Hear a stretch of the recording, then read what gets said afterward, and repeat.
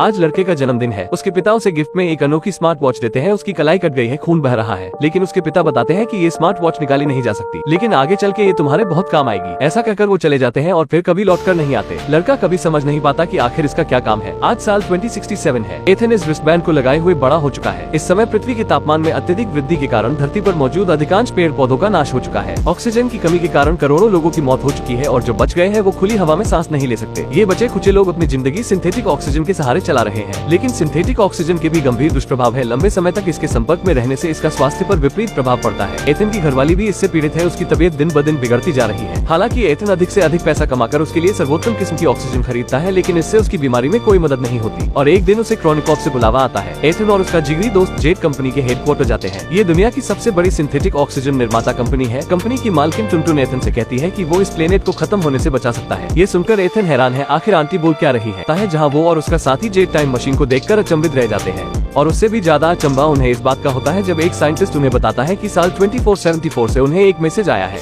जिसमें कहा गया है कि एथन को यहाँ टेलीपोर्ट करो, जिससे ये भी साबित होता है कि इतने सालों के बाद भी मनुष्य विलुप्त नहीं हुए हैं और निश्चित है उस वक्त में ऑक्सीजन की समस्या का समाधान हो चुका है। टुनटुन एथन को यकीन दिलाती है कि अगर वो वहाँ पहुँच गया और उसने एंटीडोट पा लिया और उसे वापस यहाँ ले आया तो वो इस समय के लोगों को बचा सकता है। लेकिन एथन को समझ नहीं आता कि इस काम के लिए आखिर उसे ही क्यों चुना गया है। वो नहीं जानता कि उसे ये जोखिम लेना भी चाहिए या नहीं। वो अपनी बीवी को अकेले छोड़कर नहीं जाना चाहता, लेकिन जब वो सोचता है कि उसकी बीवी भी तो ऑक्सीजन की बीमारी से पीड़ित है तो वो इस मिशन के लिए तैयार हो जाता है। अगले दिन एथन टाइम मशीन में बैठकर समय में 400 साल आगे चला जाता है। वो देखकर चकित है कि इस समय की पृथ्वी पेड़ पौधों से भरी है। ऑक्सीजन की कोई कमी नहीं है, लेकिन मानव जीवन समाप्त हो चुका है और शहर के शहर तबाह हो चुके हैं। इसका मतलब इंसानों को ऑक्सीजन का कोई हल नहीं मिल पाया और उसका विनाश हो गया। लेकिन अगर ऐसा होता तो इस समय से 400 साल पहले किसने ये संदेश भेजा कि एथन को यहाँ भेजो। अब अपने स्मार्ट डिवाइस का अनुसरण करते हुए एथन एक खास जगह पर पहुँचता है। वो वहाँ पड़े एक कंकाल को देखता है जिसके खोपड़ी पर एक गोली का निशान है और उससे भी ज्यादा डराने वाली बात है कि उसने वही कपड़े पहने हैं जैसे एथन ने पहने हुए हैं और उसके कपड़ों पर भी उसके नाम का टैग लगा है। यहाँ तक कि उनकी इलेक्ट्रॉनिक रिस्टबैंड भी एक जैसी है, केवल उनके एलईडी के रंगों में फर्क है। साफ है एथन भी उसी की तरह यहाँ मरने वाला है। उसे उस मरे हुए एथन का स्मार्ट डिवाइस मिलता है जिसमें उसे आखिरी रिकॉर्डिंग मिलती है। उस रिकॉर्डिंग में उसे अपने अलावा एक दूसरे आदमी की आवाज सुनाई देती है जिसने उस एथन को मारा था। ये सब सुनकर एथन बहुत ज्यादा डर जाता है। अब रात होती है और एथन को भूख लगती है तो वो एक जंगली फल तोड़ कर खा लेता है। जब उसकी नींद खुलती है वो अपने सामने अपने साथी जेट को बैठा पाता है। वो बताता है जब उसने जहरीले बेर खा लिए थे तो साइंटिस्ट को वहाँ इसका पता चल गया था, इसलिए उन्होंने मुझे यहाँ टेलीपोर्ट किया ताकि मैं तुम्हें बचा सकूं। अब दोनों मिलकर जल्दी ही एक दूसरे लोहे के दरवाजे का पता लगा लेते हैं जहाँ एक अत्याधुनिक स्कैनर बाहर निकलता है जो एक लाल प्रकाश द्वारा एथन की आंखों को स्कैन करता है, जिसके बाद खुद ब खुद दरवाजा खुल जाता है। अब दोनों अंदर जाते हैं जहाँ उन्हें एक कंप्यूटर मिलता है जिसमें लिखा है एथन तुम्हारा स्वागत है। एथन एंटर की दबाता है तो उसके हाथ पर बंधी रिस्टबैंड कसने लगती है, जिसके तुरंत बाद उसके एलईडी का रंग बदलकर लाल से हरा हो जाता है और अगले ही पल वहाँ मौजूद सारे उपकरण जागृत हो जाते हैं, जिनमें से एक टाइम मशीन भी है। ये देखकर वो हैरान रह जाते हैं क्योंकि ये वही लैब है जहाँ से टेलीपोर्ट करके उन्हें यहाँ भेजा गया है। अब टाइम मशीन एक्टिवेट हो चुकी है जो अगले 4 घंटों में वापस 2067 से कनेक्ट हो जाएगी। एथन को ये सब कुछ पहले से ही प्लान किया हुआ लगता है। उसे जेट का उसके पीछे आना भी शक पैदा करता है। एथन सच्चाई का पता लगाने की कोशिश करता है। वो यहाँ घटी पिछले समय की गतिविधियों को देखता है जहाँ उसे पता चलता है कि ये उसके पिता थे जिन्होंने इस टाइम मशीन को बनाया था। अब अचानक सिस्टम बंद पड़ने लगता है क्योंकि लैब को रिपेयर की जरूरत है, जिसके कारण पावर सप्लाई सिस्टम में खराबियां आ गई है। अब अगर 4 घंटों में पावर की समस्या का हल नहीं किया गया तो वो दोनों कभी भी वापस नहीं लौट पाएंगे। दोनों ऊर्जा की तलाश में शहर की तरफ बढ़ते हैं, लेकिन वो अपने सामने की तस्वीर देखकर दंग रह जाते हैं। पूरा शहर मलबे में बदल चुका है,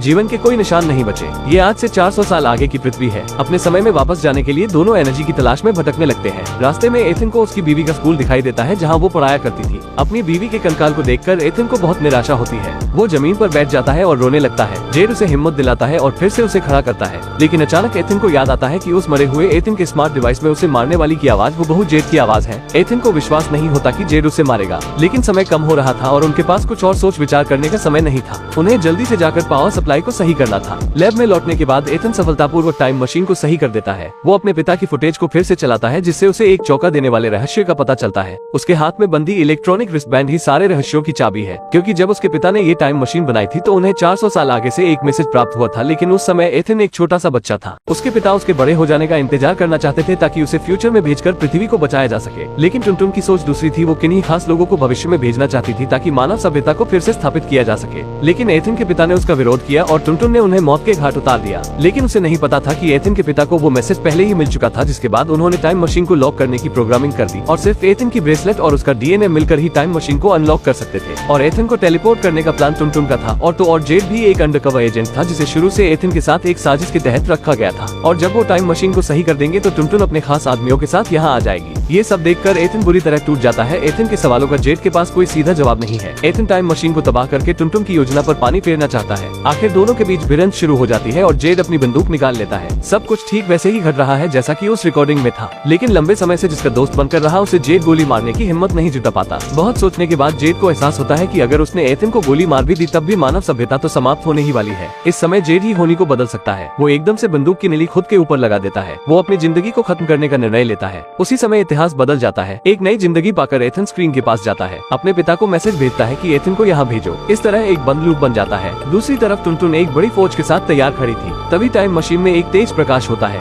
ये क्या? भविष्य से घास फूस का एक ढेर भेजा गया है, जिसके साथ वो सबूत भी है जिसमें टुनटुन एथन के पिता को मार रही है। ये सब एथन ने किया था इस आशा में कि इससे साइंटिस्ट पर्यावरण को एक बार फिर स्थापित कर पाएंगे। उसके बाद वो टाइम मशीन को तबाह कर देता है, लेकिन इस तरह एथन खुद हमेशा के लिए 2474 में कैद हो गया। टुनटुन को भी पुलिस पकड़ कर ले गई। सारा काम निपटाने के बाद एथन बाहर निकल कर आता है। वो ये देखकर चकित रह जाता है कि उसका हड्डियों का कंकाल वहाँ से गायब हो चुका है। उसकी तकदीर फिर से लिखी जा चुकी है और साथ ही मानव जाति की भी तकदीर बदल गई है। वो भागकर जाके देखता है पहले जो शहर तबाह हुआ दिखाई दे रहा था अब वो पूरी तरह से बदल चुका है, जहाँ टेक्नोलॉजी और नेचर एक साथ विकसित हुए हैं। और यहीं पर मूवी एंड हो जाती है।